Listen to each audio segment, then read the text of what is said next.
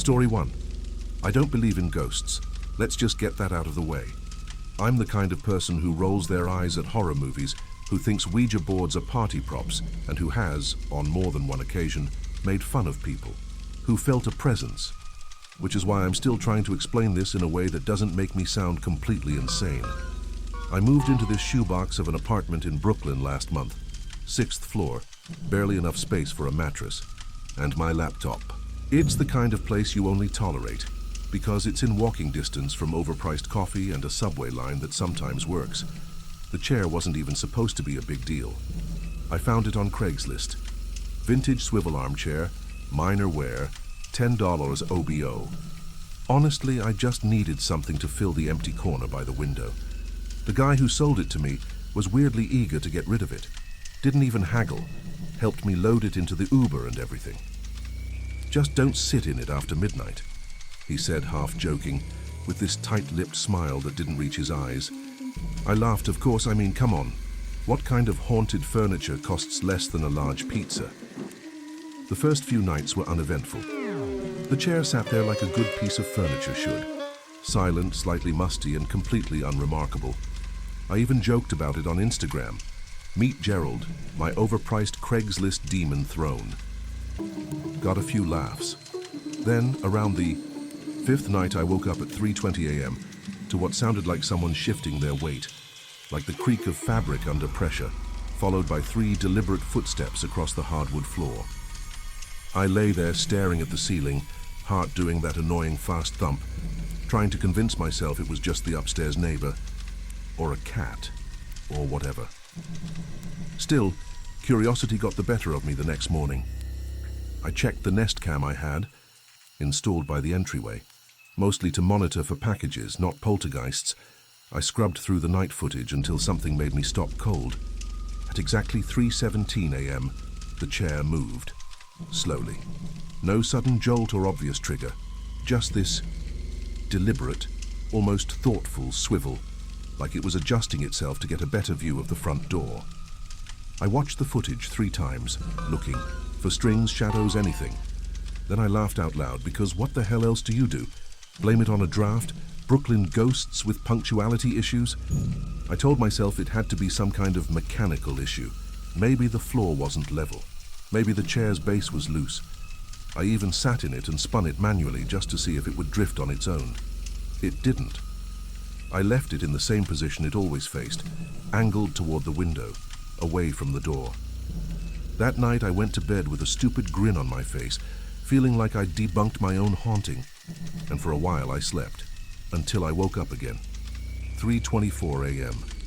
This time it was louder, like someone stood up quickly and took a few rushed steps. I didn't get up. I just lay there, frozen, telling myself it was the pipes or the wind, or a raccoon with very organized time management. By morning, I was already talking myself out of it.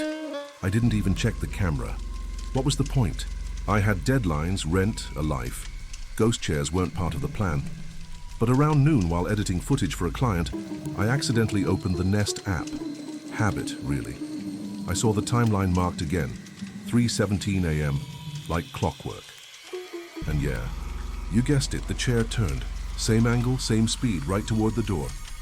What freaked me out, though, wasn't the motion. It was what happened after. The camera picked up faint audio. 3 footsteps, then a soft knock. Not from outside, from inside the apartment. I didn't answer the door. I didn't move. I sat, there staring at my phone screen like it had personally betrayed me. The knock had come from inside and I'd heard nothing in real time. That's what really got me. The sound wasn't loud, it was soft, almost polite, like someone testing to see if I was awake. I scrolled back and forth through the footage, heart racing, palms slick. There was nothing visible, no shadow, no movement near the door. Just the chair now facing it squarely, like a sentry waiting for instructions. So, like any mature adult, I unplugged the camera and tossed a hoodie over the chair, out of sight, out of mind. That night, I went out drinking, half to clear my head, half because telling your friends your furniture might be possessed is a guaranteed way to get ghosted. Got back around 2:30 a.m., buzzed, not quite ready to deal with any of it. The chair was still covered. The apartment was quiet. I told myself I'd sleep like a rock. But right around 3:17, the apartment creaked. Not the normal old building groans, but a sharp, deliberate sound, like weight shifting directly over my bedroom floorboards. This time, I couldn't just lie there.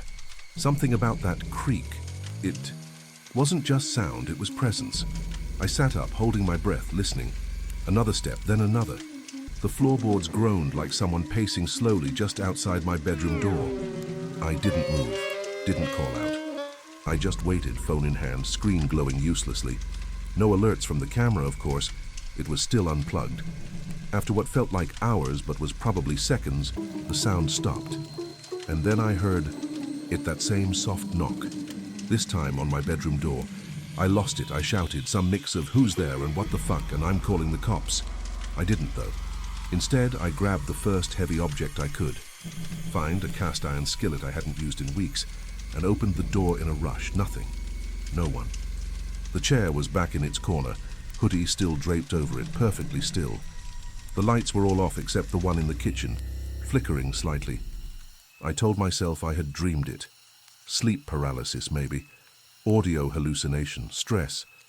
But when I turned back toward the bedroom, something new stopped me cold. The hoodie was on the floor. I didn't sleep that night. I sat on the couch with every light on, watching the chair like it might sprout legs and walk over. Nothing happened.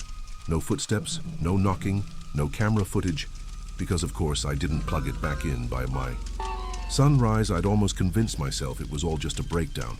Some cocktail of loneliness, insomnia, and suggestibility. I even laughed again, but it sounded wrong. Hollow. I decided to get rid of the chair. Posted it back on Craigslist. For free. Within 15 minutes, someone messaged. Said they'd pick it up by noon. I left it in the hallway without saying goodbye. That night I slept better. The apartment felt lighter somehow, quieter. No creaks. No 3:17 incidents. I woke up just before sunrise, feeling relieved, until I checked my email. There was a message from the person who took the chair, just a single line. Hey, did you forget something? It turned to face the door again. I didn't respond. I couldn't, because when I stepped into my living room, the air smelled like old fabric and something faintly sweet. The kind of smell that shouldn't still be there, the kind that sinks into the floorboards. I'm not checking the hallway, and if you hear anything around 3:17, don't open your door. Story 2. I always thought there was something oddly romantic about old cameras, the weight of them in your hands, the click of the shutter, the uncertainty of what you'd captured, until days later. So when I found that vintage Nikon on Depop, scratched and dusty but still intact, I felt this weird pull, like it had stories in it already, waiting for me. I'd just moved into my new studio in Venice Beach, a cramped but sunlit space above, a yoga place, and I was itching for something analog, something real to ground me. The first roll I shot was of the ocean, a few portraits of friends, and the inside of my messy studio. Paint tubes, canvases, soft afternoon light spilling through the skylight. I sent it off to be developed at a little place off Lincoln Boulevard, and forgot about it for a week. When the photos came back, I sat cross-legged on the floor with a glass of wine, flipping through them like a kid with postcards. But halfway through the stack, something didn't feel right. There were photos I didn't remember taking. Worse, they were of my studio, from angles I'd never stood in, behind shelves, from near the ceiling, and in one of them, someone was there, just the back of their head, staring at one of my unfinished canvases. I froze. I must have stared at that photo for 10 minutes, trying to rationalize it. Maybe someone had used the camera before and left the film inside? But I had loaded a fresh roll myself. I remembered doing it, carefully threading the film in with shaking fingers because the mechanism was so delicate. And even if it was an old roll, how did it have my studio in it? My layout, my paintings, the stack of reference photos I just printed last week, all right there in the frame. The timestamp on the development sleeve said the shots were taken recently. Too recently. I told myself it was a glitch, a prank. Maybe the shop had mixed up negatives. I even messaged the seller, asking if they'd ever taken photos in Venice, or rented the camera out. No response. That night I couldn't sleep. I kept looking around the studio, eyes darting to corners I normally ignored. behind the supply cabinet, the dark spot above the doorframe. Every shadow felt heavier. At some point I got up and stuffed the photos into a drawer, but not before I noticed one more thing. In the last image, the figure had moved slightly, closer to the camera. Head still turned, still watching the canvas. The next morning, I walked to the camera shop, clutching the prints like evidence. The guy behind the counter, older with nicotine-stained fingers and a faded Joy Division tee, took one look and raised an eyebrow. "You sure you shot all of these?" he asked. I nodded, unable to say anything. He turned the photos over in his hands, inspecting the borders, the grain, the exposure. "Same roll," he said finally. "No splice, no mix-up. You shot these." He didn't sound convinced, but I think he could see how pale I'd gone. Before I left, he added, "You know, sometimes film holds more than just images." Back at the studio, I couldn't bring myself to unpack the camera. It sat on my desk like something venomous. I kept glancing at it while I worked, half expecting the shutter to click on its own. I didn't shoot anything else for days. Instead, I obsessed over the photos, held them up to the light, scanned them at high resolution, looked for edits or reflections or tricks of the eye. But the more I looked, the more I noticed tiny differences between each shot. The tilt of the figure's head, the way the light hit their shoulders, the faint smudge of breath on a corner of the frame. These weren't stills of a mannequin. Whoever it was, they were moving. That night I locked the studio door for the first time since moving in, double-checked the windows.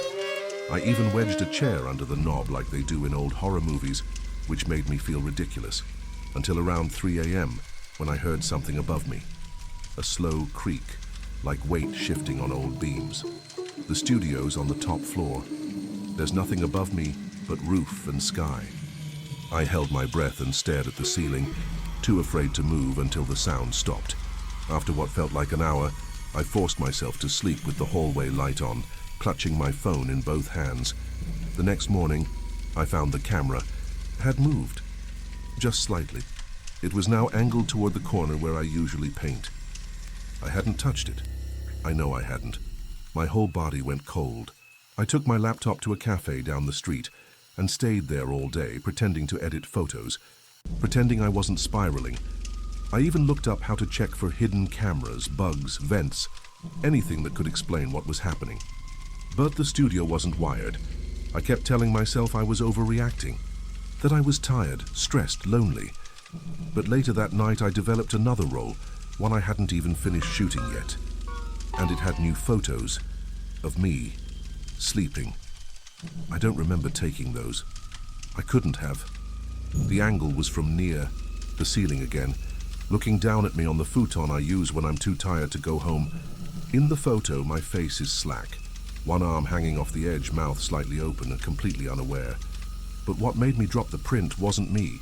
It was the figure, still there, closer now, kneeling beside the futon, head tilted like they were listening to me breathe. The lighting matched that night exactly. The small lamp on, my sketchbook on the floor beside me, even the wrinkled hoodie draped over my legs.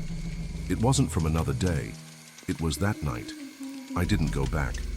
I packed a bag, left the rest behind and checked into a motel near Culver City. I told myself I'd go back in the morning with friends, maybe even the police, but when I woke up I had a new email. No subject, no message, just an attachment. I almost didn't open it. I wish I hadn't. It was another photo, blurry, taken through a dusty window. Me sitting on the motel bed staring at my phone.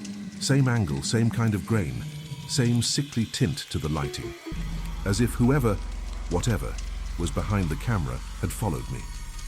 I showed the motel manager, shaking so badly I could barely speak. He offered to call the police, but what could I say?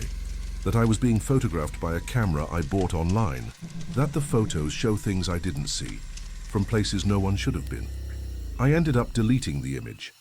Not because it made me feel safer, but because I couldn't stand the idea of it still existing. I left the motel the next day, went to stay with a friend in Silver Lake, and haven't stepped foot back in the studio since. I didn't even grab my canvases. I didn't care. I just needed to get away from that thing. But sometimes when it's quiet, I still hear the click of a shutter in my head, like it's following me, watching, waiting for the right moment. I haven't told anyone else. Not really. But if you've bought a used camera lately, check. Your photos. Look closely at the backgrounds, the angles, see if anything's off. Because ever since that day, I've started to wonder, what if the camera didn't just capture moments? What if it creates them? And worse, what if you're not the one holding it anymore? Story 3. I know what you're thinking. Divorced. Dad, some old crap from Marketplace, and a toddler with too much imagination. I thought the same, but there's a reason I don't sleep without the hallway light on anymore. There's a reason I haven't let my son sleep in his own room since last Thursday. And I swear to God, if I hear that name again, Henry, I'll burn that thing myself. We moved into the new apartment on West 87th about a month ago. It's nothing fancy, just something stable after the split. I wanted to make his room feel special. Cozy, old-fashioned, like the kind I grew up in before thing got weird. The crib was a last-minute buy. Mahogany, vintage, charming in that chipped paint way. A woman in Queens was selling it cheap. Said it had history. I should have known better. The first night I set it up, my son looked at it for a long time, then said, "He sleeps here too." I laughed it off, of course. Kids make up imaginary friends all the time. He was 2.5, just starting to string together real sentences. I asked him who he was. My son said, "Henry.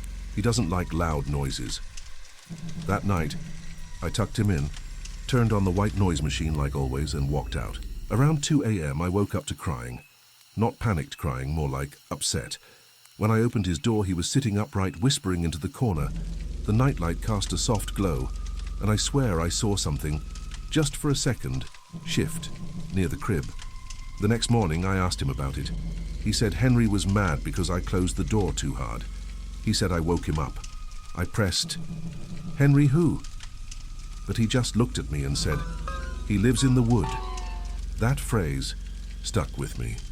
Later, when he was at his mom's for the weekend, I took a closer look at the crib. I don't know what made me do it, but I started scraping at a flaking patch of paint near the baseboard. Underneath, carved crudely into the frame, were the letters Henry. I felt cold all over, like something had been hiding there, waiting for me to notice. I didn't tell anyone, not my ex, not my therapist, not even my sister, who's usually the first person I call when things start to get under my skin. I just told myself it was coincidence. A weird, eerie coincidence. Maybe the original owner's kid was named Henry. Maybe my son heard the name on TV or daycare and repeated it without meaning to. Kids absorb things like sponges, right?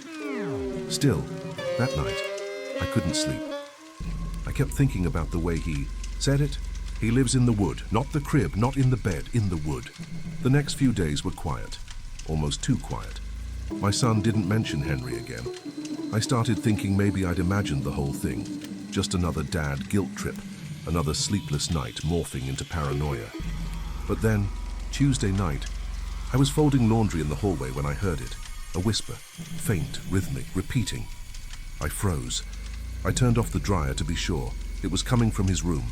When I opened the door, he was fast asleep, but the whispering didn't stop.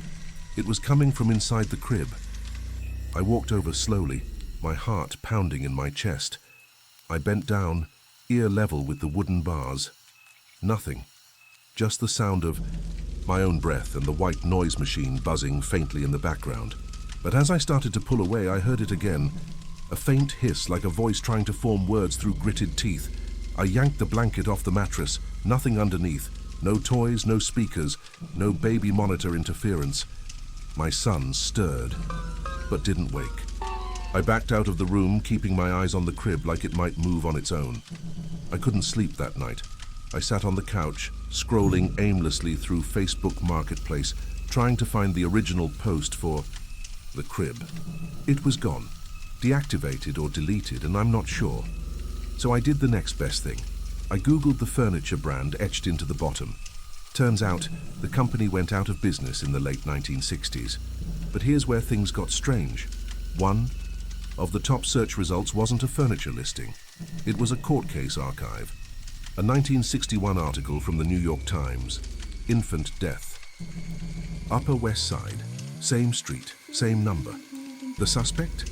A man named Henry B. Lowell, carpenter, built children's furniture in his basement, arrested for killing his infant son. The case never made it to trial. He hanged himself in his workshop.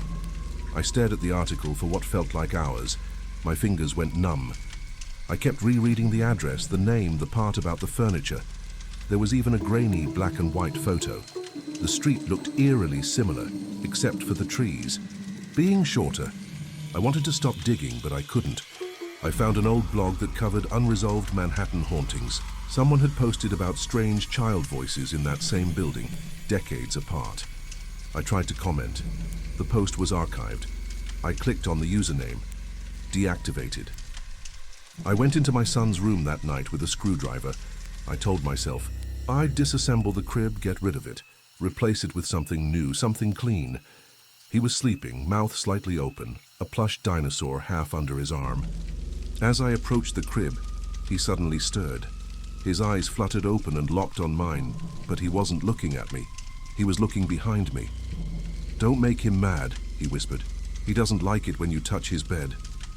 I turned around so fast I nearly fell, but there was no one.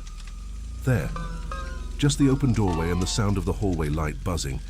I didn't take the crib apart, I couldn't. My hands were shaking so badly I dropped the screwdriver twice. I ended up sleeping on the floor of his room that night, eyes fixed on the shadows cast by the nightlight. Around 3:17 a.m., my son sat up suddenly and stared into the dark. "He's sad," he mumbled. "He misses his daddy." I didn't respond. I couldn't. I just laid there, frozen, while he slowly turned his head toward me and added, in a voice that wasn't quite his own, "He remembers what happened." I didn't sleep again after that. The crib is gone now. I left it on the curb 2 days ago, took my son to stay with my sister in Jersey. I haven't gone back to the apartment yet. But last night, she called me into the guest room. My son was sitting up in bed, pointing at the corner. "He came too," he said. "He's in the wall." I told her it was a nightmare. I smiled, lied through my teeth, said I'd take him to a sleep specialist. But here's the thing, I checked the wall this morning, and underneath the paint, etched into the molding, were the same 5 letters, Henry. If anyone else bought something from that woman in Queens, please check the wood. Story 4. I know it sounds ridiculous, but I swear the mirror hesitated, just for a second. When I lifted my hand to brush my bangs out of my face, my reflection blinked. Late, half a second late, just long enough to notice, long enough to be wrong. I was alone in my bedroom, in a tiny rental just outside UT Austin's campus, and this thing was supposed to be a harmless thrift find. A full-length mirror I bought for $20 off OfferUp. The frame was antique brass, tarnished but beautiful, and I'd been thrilled to score something that made my beige little room feel more put together. I hung it on the back of the closet door, opposite my bed, so it caught the light from the window during the day. At first, I thought the delay was just my imagination. Maybe I was tired. Maybe my mind was playing tricks. But then it happened. Again, a subtle lag like video buffering. My body would move and the reflection would follow, not in sync like it should, but chasing me by a breath. I started watching it obsessively. My own movements became a test. I'd flick my fingers, nod, smile abruptly, and every now and then I'd catch it. That moment where my image didn't quite belong to me, where it responded instead of mirrored. It got worse at night. The soft hum of the fan, the distant sirens echoing from the city, the scratch of tree branches against the window, everything felt amplified. I couldn't stop glancing at the mirror. Even when I wasn't facing it directly, I'd catch it in my peripheral vision. Sometimes I'd swear it was still catching up, even when I was perfectly still. One time I turned my head quickly, and out of the corner of my eye I saw my reflection still facing forward for just a beat too long, like it forgot it was supposed to be me. I told myself it was anxiety. I'd been under pressure with finals, and moving into a new place alone hadn't helped. But deep down I knew it wasn't just stress. Something about that mirror made the air feel thick, like it carried weight or memory. I started leaving a throw blanket over it at night. At first it helped. I could sleep without that low-grade buzzing in the back of my brain. But by the third night, I woke up drenched in sweat, heart racing, blanket fallen on the floor, and the mirror uncovered. I know I tucked the blanket in tight. I know it couldn't have slipped off on its own. That's when I started testing it. I'd film myself on my phone, standing in front of the mirror, just to prove to myself there was no delay. But on the recordings, everything looked perfectly normal, perfectly in sync. I thought maybe I was losing it, that the mirror was fine, and my nerves were shot, so I stopped recording. But in person, the feeling came back, stronger. The lag didn't happen every time. It was unpredictable, like it wanted me to second-guess myself. I'd stare for minutes, holding completely still, waiting for a flicker, a blink out of rhythm. And when it happened, it was always when I least expected it. One night around 3 a.m. I couldn't sleep. I sat up in bed and looked straight at it. My reflection was already sitting up, not a second behind, ahead. It locked eyes with me before I had even moved. My chest tightened, I froze. It looked like me, same messy hair, same oversized t-shirt, but the eyes, they weren't tired like mine. They were alert, amused. And then, God, I swear on everything, it smiled, just slightly, just enough to be unmistakable. I hadn't, but the reflection smiled first. I screamed, not loud, more like a choked yelp, like the sound got caught in my throat. I dove for the light switch and flooded the room with brightness, half expecting the reflection to still be grinning at me. But when I turned back, it was normal again. Just me. Pale, shaking, wide-eyed. I stared at it for a long time, waiting for it to break again. It didn't. And somehow, that was worse. I thought about taking the mirror down right then and there, dragging it to the curb. But I couldn't bring myself to touch it. I couldn't even cross the room. I slept with the light on, sitting up, watching it until morning. The next day, I told my roommate. She's barely ever home, but I caught her between shifts. I tried to sound casual, like it was just some creepy delay, maybe a trick of the light. But the moment I mentioned the smile, she stopped unpacking her groceries and gave me this slow, skeptical look. "Maybe you just dreamed it," she said. "You've been super stressed." I laughed it off, but something in her voice made my stomach drop. Not the words, the tone. Like she was scared to admit she'd seen something too. Like she wanted to believe I was imagining things.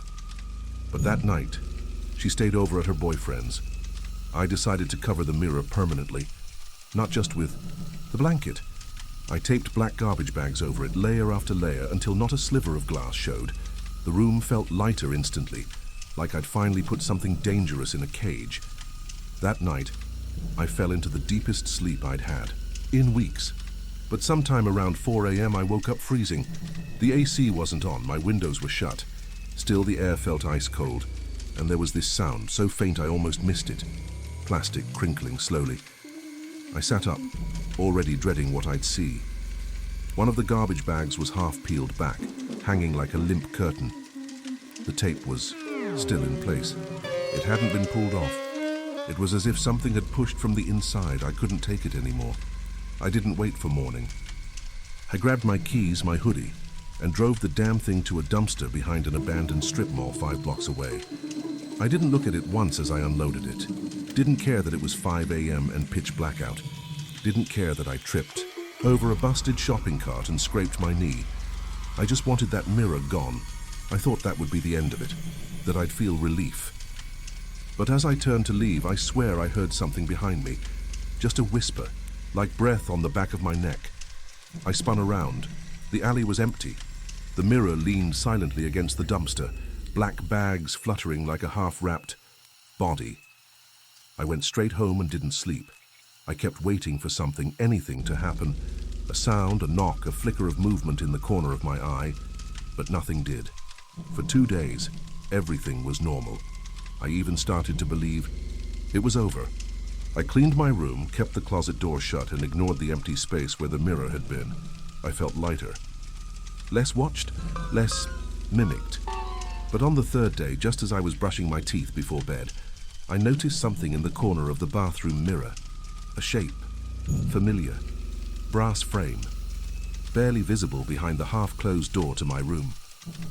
I live alone. I threw open the door, heart pounding, but there was nothing there, no mirror, no frame, just my room, silent and still.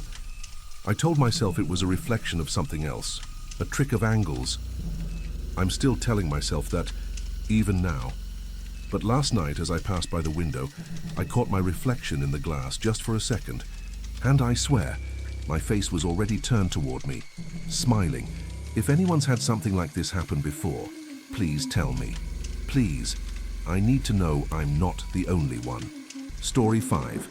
I've owned glass and dust antiques for 12 years now, and in all that time, the scariest thing I've encountered was a customer trying to return a cursed mirror because her dog wouldn't stop barking at it. I told her the dog had good taste. It was an ugly mirror. Point is, I've seen my share of weird crap and I don't spook easy. So when I bought a batch of old estate items off eBay from some guy in Indiana who clearly didn't know what he was doing, I figured at worst I'd get a box of mothballs and broken dreams. There was one item that didn't fit the usual junk vibe. A small ornate jewelry box, black walnut, brass inlay, and a little gold latch that clicked like a whisper. The listing said, vintage family heirloom, estate clearance, as is. Seemed generic enough. I didn't even notice the faint smell at first, something sweet like dried roses mixed with old paper. What got me was the letter folded inside. Yellowed, water-damaged, and reeking of mildew, it was written in tight, slanted handwriting. Just a single sentence. Forgive me, Father, for keeping what should not be seen again. I chuckled when I read the note. Probably some dramatic grandkid trying to spice up a yard sale find. People love the idea of haunted antiques.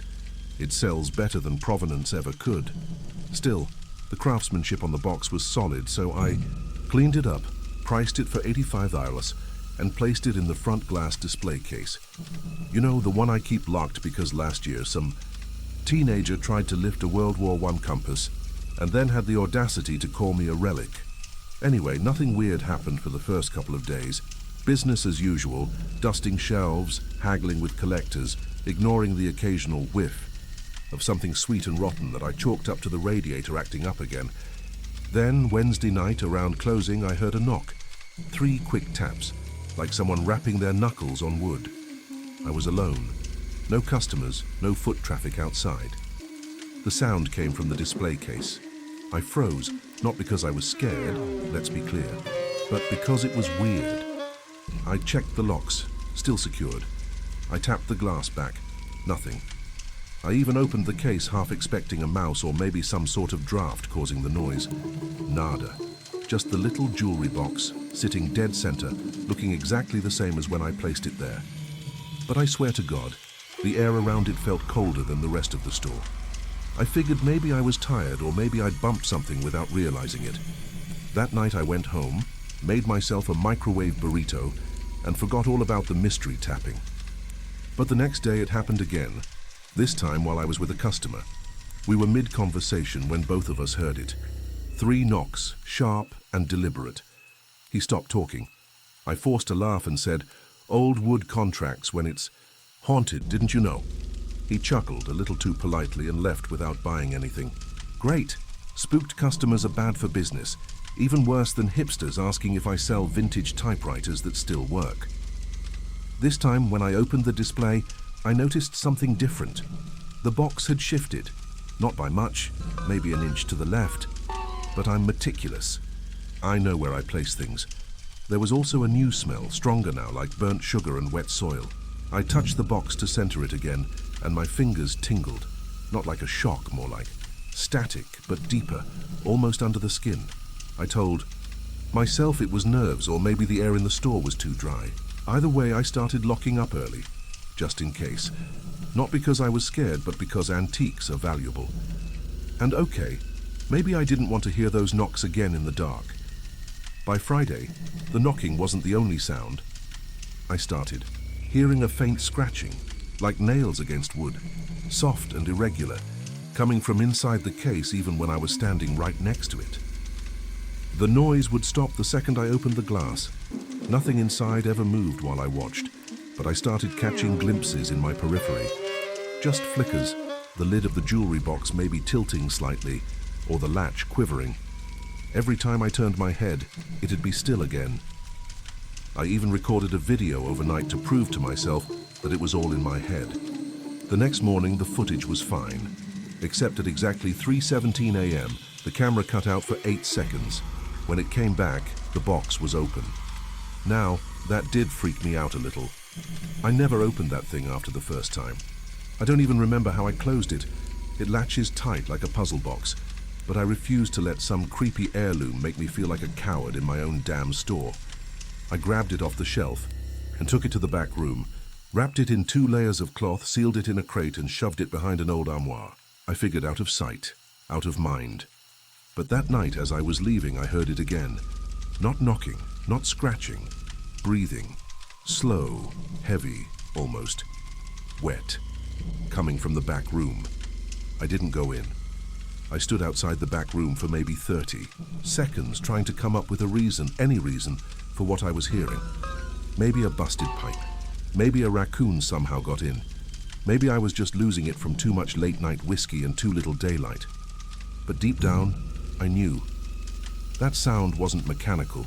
It had rhythm. It paused like lungs would. I left the lights on and got the hell out of there. When I came back the next morning, everything looked fine, except the armoire had been moved 6 inches forward and the crate was empty. The cloth was still there, folded neatly. The box, gone. I checked the security footage again. Same glitch at 3:17 8 seconds of static, then nothing out of place, except now in the corner of the screen, just barely in the frame, was a shape, human-shaped, facing the camera, still as a statue. No face I could make out, just the faintest outline of someone watching. I paused the video, rewound, froze, zoomed in. My hand was shaking, but not from fear, not yet, from anger. I felt tricked, like someone was playing a joke way too far. I started tearing through the shop, checking the locks, the vents, the damn crawl space. Nothing. No signs of entry. No signs of anyone. That night I brought the box home. Yeah, I know. Why would anyone do that? Trust me, I asked myself the same thing 100 times, but I needed control. I couldn't stand the idea of leaving it alone in the shop like it was calling the shots. I locked it in my hallway closet, poured a double bourbon, and left every light in the apartment on. I didn't sleep. Every so often I'd hear a soft click, like the latch moving, but when I checked, the closet was still closed. At 3:17 so every light in my place flickered and died. Just for a second, long enough for me to hear the closet door creak open. It was still dark, but something moved. I could feel it, like the air shifted, like the room noticed me. I didn't wait. I grabbed my keys, ran out barefoot, and spent the rest of the night in my car. When I finally returned the next morning, the closet was empty. The box was gone. I've searched every inch of that apartment, turned it upside down. Nothing. But I still hear the knocking, sometimes on the walls, sometimes from inside drawers, once right beneath my pillow. And the worst part? I'm starting to look forward to 3:17, because if I don't hear it, I worry it's getting closer.